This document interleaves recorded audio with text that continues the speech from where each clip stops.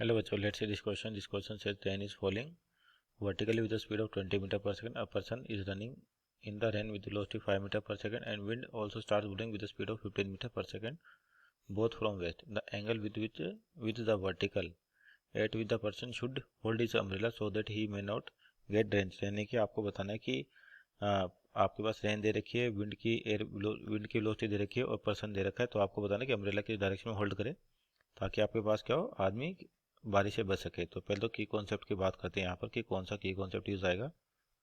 तो ये आपके पास रिलेटिव मोशन है और कौन सा 2D के अंदर, तो 2D relative motion, 2D relative motion.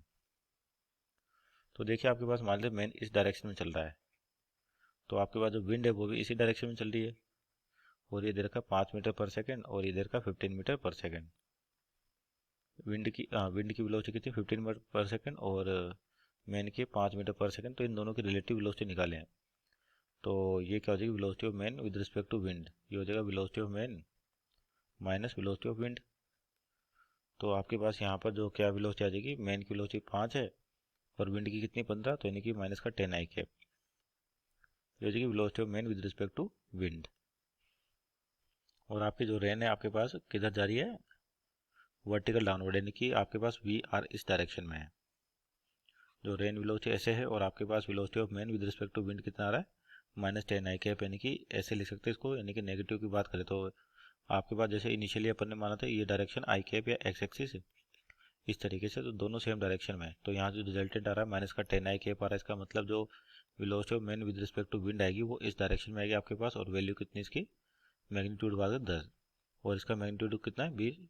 तो अब ये बोल रहा है कि अम्ब्रेला किधर होल्ड करना है अपने को, तो जिधर ये इनकी रिलेटिव वेलोसिटी की डायरेक्शन आएगी उसी डायरेक्शन में क्या होगा, अम्ब्रेला होल्ड करेगा अपने पास। और जनरली अपन एंगल बताते हैं वर्टिकल के साथ, तो ये एंगल थीटा, तो इसकी ये क्या हो जाएगा, थीटा हो जाएगा आपके पास।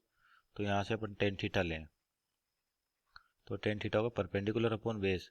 तो आपका परपेंडिकुलर कितना है यहाँ पे, थीटा की बात करें तो इसके कोरस्पॉन्डिंग आपका परपेंडिकुलर हो गया 10, जो ये वैल्यू दिख रही है, और बेस कितना हो जाएगा 20 हो जाएगा, यानी कि 10/20।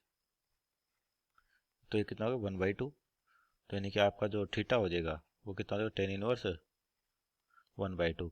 जिस डायरेक्शन में आपके पास रिलेटिव वेलोसिटी आएगी उसी डायरेक्शन में क्या हो, अम्ब्रेला होल्ड करना पड़ेगा अपने को। तो यानी कि जो थीटा है 10 इनवर्स 1/2 इज राइट आंसर।